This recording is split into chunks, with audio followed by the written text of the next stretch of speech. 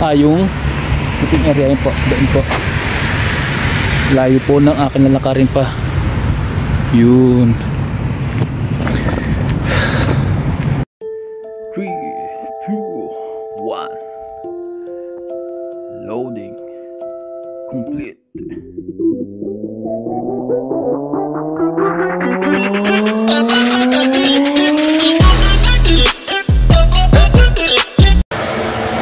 Yo mga kabs, kamusta?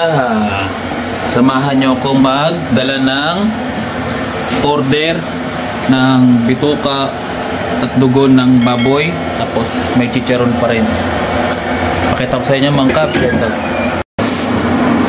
Ito mga kabs, ito yung chicharon. Spicy siya pero meron tayo niyang normal o yung regular na flavor, yung hindi maanghang. Tapos meron tayong dugo ng baboy, isang bote o 1.5 liter siya ng soft drinks or tubig. Tapos ayun siya, yung bituka ng baboy. I-deliver natin yan mga kabs sa isa nating kababayan, o makipagkita tayo sa isa nating kababayan kasi umorder sila, minessage ako, tapos umorder sila para pangluto nga daw nila. So yun nga mga kabs, dadalhin natin ngayon, no? Makipagkita ko kayo sa tapat ng Lidl kasi maghihintay sila doon para kunin to at bayaran na rin. Sa mga gustong umorder ng katulad dito, message nyo lang ako dito o PM nyo lang ako doon sa page ko sa Facebook para makapag order din kayo ng ganito. Kasi ito naman hindi naman sa akin to mga kabs, sa ate ko to ngayon. Ang ate ko siyang may negosyo talaga nito ngayon. Pagka yung may gustong umorder lang, pinapadaan sa akin ng yung mga hindi niya kilala, tapos yung iba kilala ko, tapos may mga kilala rin silang gusto umorder, sa akin pinapadaan. So sinasabi ko na lang sa ate ko. So yung pagka sinabi ko sa ate ko, may order na ganito, binibigyan niya na sa akin, dinadala dito sa bahay, tapos ako na yung nagdadala dito sa mga umorder. Hindi lang ito yung mga binibenta ng ate ko, mga pinapa-order ng ate ko. Marami din kung gusto nyong umorder ng siopaw o mga tinapay na Filipino bread, pandesal, ube pandesal, marami yung mga kabs. Cake, yung asawa ko nagbibake siya ng cake, mga katulad ng mga homemade cake like yema cake, kahit anong cake, basta't yung mga na-design na cake, kasi hindi ng habi ng asawa ko mag-bake ng cake. So kung gusto nyo umorder, wala problema, pwede kayo mag-message sa akin para maka-order kayo at i-ready natin yung order nyo. Yun nga lang, yung nandito lang sa Polang, hindi pwedeng sa malayong lugar o labas ng Poland. Nandito lang sa Poland. Kung nasa malayong lugar man kayo ng Poland, nasa Warsaw, PM lang kayo, tapos pwede namang ipa-DPD or ipa-ship. Ganun ang ginagawa ng katulad ng ibang na-order sa ate ko. Ganun ang ginagawa namin. Pinapa-courier na lang namin o dinadaan sa DPD. Tapos binabayaran lang rin nila yung ano ba yun, yung shipping fee para dun sa in-order nila. Karagdagang bayad lang. So samahan nyo akong i-deliver to mga kabs. Puntahan natin sila sa harapan ng Lidl. Lalagay ko na to doon sa aking lagayan. Ito mga kabs, ito yung aking lagay mga kabs dito, kasi dire-diretso na rin akong mamili ngayon sa Lidl at naubusan na rin kami ng bigas. So mamimili ako ng bigas after nito. Ayan, sabaw natin, tapos punta na tayo sa may harapan ng Lidl. Ayan, palabas tayo mga kabs. Dala natin yung ating deliver. Ito mga kabs, elevator na tayo. So bago tayo lumabas, bago tayo makalabas ng building, may message ko yung kabayan natin na umorder nito para alam na nila na papunta na tayo. So teka lang mga kabs, message ko lang para siguradong alam na nila na parte na tayo doon.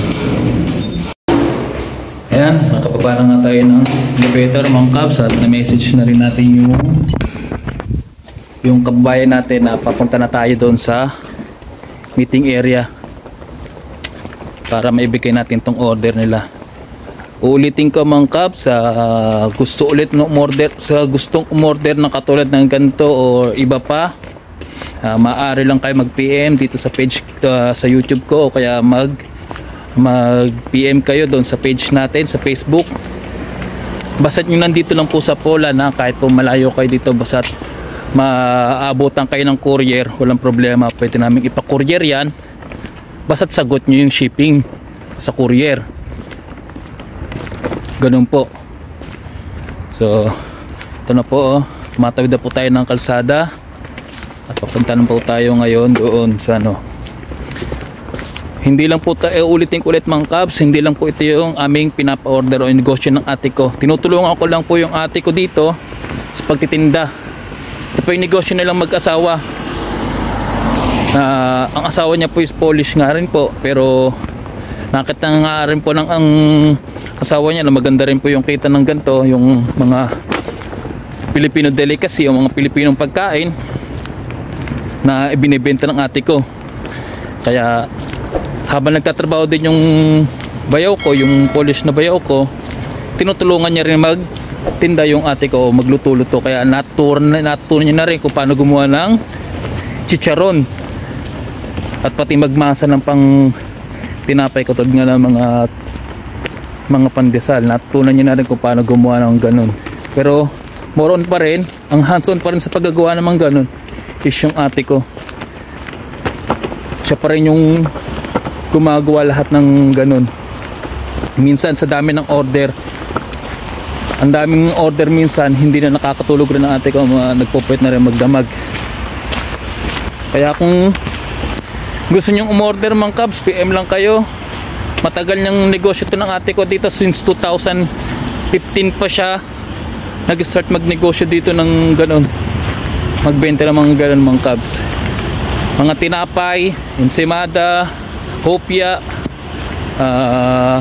lutong ulam, kung may request kayong lutong ulam, dinuguan, sisig, kilawing laman loob, o kilawing basta kahit anong kilawin, basta't may siya, may mga nakahanda na siyang rekado, magagawa niya at iluluto para mapadala o ma-order nyo. So punta muna tayo dito sa Melidale. Naghihintay na baka naghihintay na rin yung ating kababayan. Ayun po yung Lidl, yung meeting area, yun po, doon po. Layo po ng akin na lakarin pa. Yun.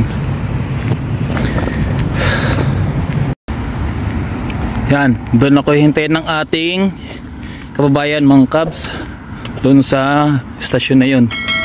Pero nag-message na siya, ang sabi niya lang daw muna siya, mag-withdraw mo daw muna siya ng pambayad kasi wala daw siyang cash.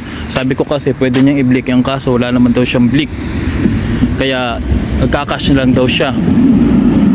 Okay, sige, walang problema, hintayin ko na lang siya dito mga kabs. Nagpapahintay na lang siya dito sa stasyon ng tram, nakatapat ng McDo. Ayan, ito po yung McDo mga kabs. Tapos ayun po yung Lidl, kung makikita niyo po yung Lidl, ayun ito yung Lidl na store. Hintay ko na lang po siya dito sa may tapat ng Lidl at tapat din ng McDo. Ito po yung tram station o tram station. Dito ko na po siya hintayin. Naghihintay na nga tayo dito sa ating kababayan mga kabs. Sabi niya ilang minuto lang daw at parating na raw siya, nagwi-withdraw lang.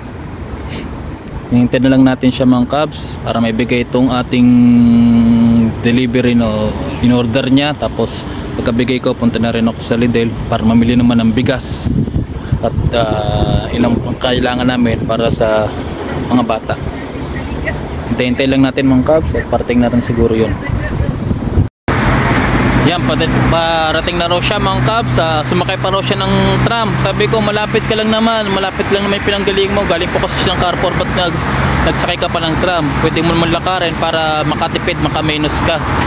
Okay, nakasakay na raw siya ng tram wala tayong magagawa. Malapit lang naman kasi yan mga kabs. Mukhang ito na rin siya, bababa na rin siya, tingin ko. Pero hindi ko pa siya kilala mga kabs ha. Ngayon ko pa lang siya makikita. Bali siya yung sabi niya nung nag-order siya sa akin, binigay lang daw nung isang kaibigan niya yung number ko para umorder daw siya, at sinabi ko nakaka-order nga daw dito sa akin ng ganun. So hindi ko siya kilala talaga, kaya ngayon ko lang rin siya makikita. Ito na yata siya, pababa na mga kabs natin. Ito na yata. Ito na yata siya mga kabs, hinihintay na yata tayo. Gayon. Ito na siya mga kabs ha. Kala ko may kasabay ka. Hindi ako. Sa ano? Pasko. Kaya ba? Bagong Pasko? Pasko? Sige. Bagong Pasko. Bagong Pasko. Yung isang buong 65. Isang buong 65. Tapos isang dugo. Isang dugo. 21 Sabado, di ba? 21 Sabado. Oo, kahit 21 Sabado. Sige. Ano yung kusano? Kasi yan, puro sa ate ko yan. Ang ginagawa lang ng ate ko, sa akin pinapasa. Siyang ngayon sabi ko, ate, pagka may umorder sa akin, ate, may na-order. Sabihin ko sa kanya, okay, sige, magdadala ko sa iyo para mabigay natin. Ayun. Sabi ko, patungan. Sabi ko, hindi ko pa patungan to. Sa'yo na nga galing to kasi to kinukuha niya sa Lottery House.